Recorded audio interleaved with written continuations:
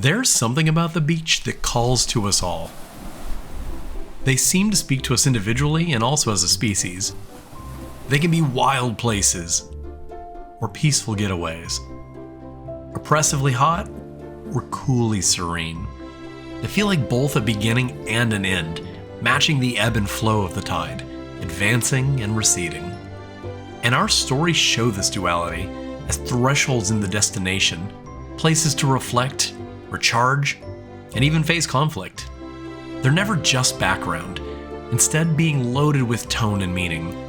Whether that's the sunny optimism of a playful space, the introspective calm of a shoreline at dusk, or the mystery that stirs deep within the waves ahead. Given how they make us feel, and how they show up in some of the most meaningful moments in our games and in our stories, let's look at these various aspects, starting with what makes these places feel so peaceful in the first place? The very language of their serenity.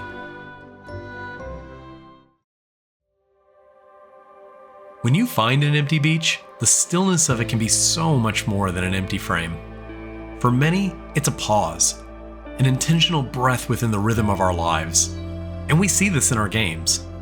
Think about Harvest Moon, where apart from your day-to-day activities, your farmer can take time to quietly look over the seaside and take in the horizon. Or Chrono Cross, as Lena observes that the sea never changes, does it?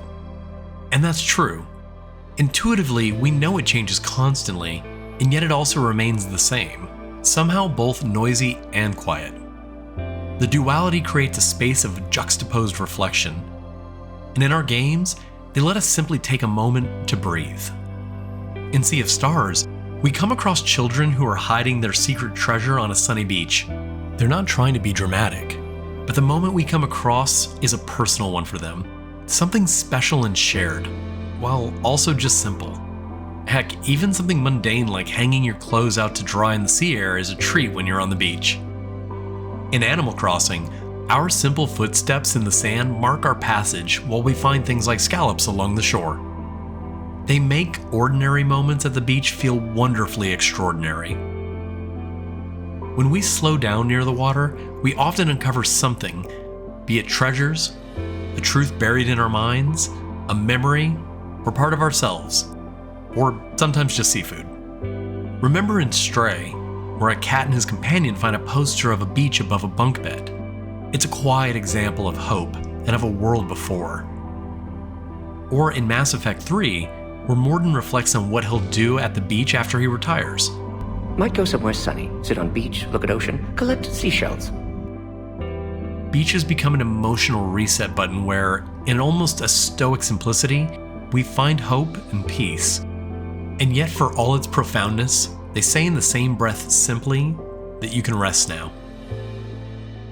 But they're not only serene. Sometimes they're shaped by pure play. A soft and satisfying place for joy and festivity.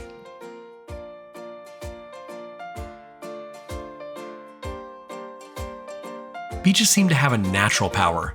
It's not uncommon that we'll want to stretch out our legs a bit, unwind, and enjoy some recreation. In Astro's Playroom, we see bots surfing robotic dolphins, kicking seashells, and even dancing the day away. The entire level feels like a snapshot of a vacation. Metallic, sure, but utterly joyful. In Wonder Boy, the beach presents as a Technicolor stage, packed with enemies, yeah, but also with a vibrant energy and a sense of wonder, battling crabs and other creatures right in front of a giant shipwreck. And then we see in Mario Kart, where beaches become high-octane racetracks. But hey, keep it to the games, respect our beaches in real life. Or Bugsnax, with its lush living puzzles, where rain drops and tide pools and critters skitter through the surf. Or do they actually scamper? I don't know. And who can overlook Wave Race 64? Skimming just above the waterline, the sunset gleaming on the waves while we pilot jet skis with the same ease as leaping dolphins. These aren't just places to rest. They're there to leap and drive and dash and race and more. Even in Cadence of Hyrule, it turns the beach into a beat-driven puzzle, brimming with energy and rhythm as we hop to the beat of the scene. And in TMNT 3, Beach Vacation quickly becomes their battleground. Though the enemies are constant, the music is bouncy and the vibe is unmistakably fun. That's the power of the beach, that even when conflict comes to us, the beach seems to take the stage as the primary character. These places are intentionally designed to spark joy. Whether you're bouncing off the waves, racing past palms, or collecting coins left by the tide. There's a sense of freedom here, a playful energy that beaches, especially when found in games, amplify that feeling like no other environment can. And while joyful, they also serve as backdrops for things more profound, when we show up and experience a deeper change. Scores of people in the world will attest. When we step onto the beach, it can mark the start of something new, if not a transition into the next stage. Think of Titus, who wakes up breaching the water in Besaid, at first understandably dazed, though quickly greeted by friendly, inviting voices. Hey, you okay? A familiarity in sport and an immediate sense of belonging. Or in Link's Awakening, in the beginning, a literal tide pulls Link into the world of dreams where nothing is quite as it seems, and everything here begins with a familiar sound of waves. In Nier Replicant, Nier stands on the shore. We imagine him taking in the weight of the need to save his sister, and the confusing and uncertain path needed to do it. In Final Fantasy VIII, the beach ahead is both foreboding and inevitable as Squall looks to his destination, the waves mirroring the emotional turbulence about to crash on the shores. Here, the beach acts as a threshold, a poignant space between life and death, and between past memory and our next actions. It acts as a marker point for the beginning of our journeys and invites us to embrace transformation where we are. The vast ocean behind us, while an unknowable future stretches out ahead. And the beach being a natural middle ground to land and orient ourselves as we prepare to begin. Sometimes again. These beginnings at the water's edge remind us that every story has a starting point. And as the journeys of our own lives continue, the beach can sometimes take on more meaning in our minds. No longer just a physical place, but a space truly charged with memory, nostalgia, and raw emotion. So yes, beaches are starting places, but sometimes they're places that hold the past. They can represent a shared memory, a dream long gone, or a moment you desperately want to hold on to. Take Chrono Cross. Lena and Serge return to the beach that they haven't visited in years. The ocean itself hasn't changed, but they have. Lena's simple line that it sure has been a long time since we last came here. We used to come here so often. It carries the weight of nostalgia, joyful though tinged with melancholy. It's just like the beach itself, familiar though ever shifting. In Earthbound, your characters walk along the beach in the town of Summers. You're not fighting or solving puzzles. You're just there, being. Just kids in the world, taking it all in. And while you're there, you take a photo, a moment that you reflect on at the end of the game. And in Uncharted 4, it's not Nathan Drake who walks the shoreline in the end, but his daughter. The waves are gentle and the weather's perfect. Drake's legacy has moved forward. Now he's part of the past, and the beach beautifully marks that passing of time without needing to say a single word. While beaches contain reflections of our past, sometimes they hold something more. The beach is also the owner of the calm before the storm, and even the storm itself. Not every moment at the beach is calm or happy. They're not all soft and safe shores. Some beaches and stories in our lives are rough and gritty, places of pain. In our lives, they can hold silence and grief, and in our stories, they can hold immense burden of a final and difficult choice. Consider Jin in Ghost of Tsushima, where he collapses into the sand, sword in his hands, the vast sea stretching before him as the weight of his guilt stands on his shoulders. And he's utterly lost. The ocean offers no answers, though the wind off the waves of a dismal horizon steps in and suggests a direction, a soft nudge for him to continue. In Final Fantasy V, the dragon Sildra uses her final strength to carry the party to shore, her body then retreating off screen to slip beneath the waves. And then there's Senua in Hellblade, Senua's Sacrifice, where beaches are strange and surreal, more grave-like than Gateway. The light is dim, and shapes seem twisting. Like Senua, it's enough to make us question what's real on this dismal beach. Yet when the dawn comes, with streaks of light finally breaking through, Senua stands forever changed. The beach can also be a crucible for us, and what you carry into it isn't always what you carry out. Thankfully, they do more than these isolated and individual aspects of joy and pain, because they also bring people together, whether through words, or laughter, or things unsaid.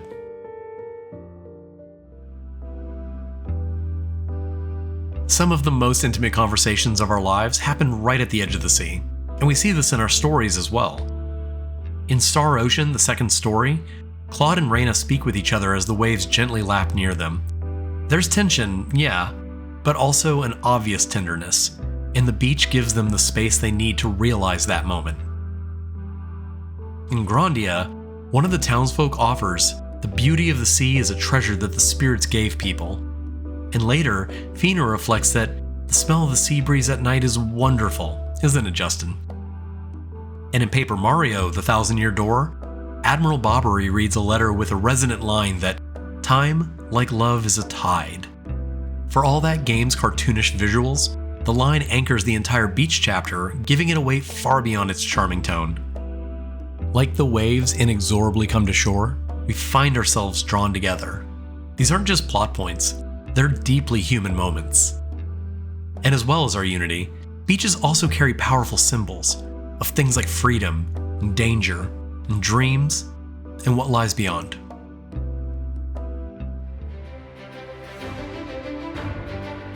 Across countless stories, beaches take on a significant symbolic weight. In Final Fantasy VII, you see sunbathers who say they'd rather sip cocktails than worry about the end of the world. It's absurd, perhaps, but strikingly honest. Here they are, and the beach has become a symbol of escape. Or maybe it's denial, or perhaps it's a resolved kind of courage, all happening in the face of an unchangeable and overwhelming fate looming above them. And consider the sunlit beach shown in Stray. It becomes a potent symbol of longing, anchoring a memory and a feeling of a future that's worth remembering. Then, in another part of Mass Effect 3, we see Jacob, who talks about what he did after surviving a grueling suicide mission in the previous game, and having taken time to sit by the sea. He reflects that what I choose to fight for better mean something to me. The beach for him was a mirror to face who he is after his story continued in a world he didn't even think he'd be alive in. But it's not all dark and heavy. Sometimes the beach symbolizes something far simpler. In Astro's Playroom, it doesn't demand anything from you. You can just dance and be silly and take a break. And that too is incredibly meaningful in its symbolism. So many scenes, so many meanings, and all centered around one setting. So why does the beach resonate so deeply in our lives and in our stories?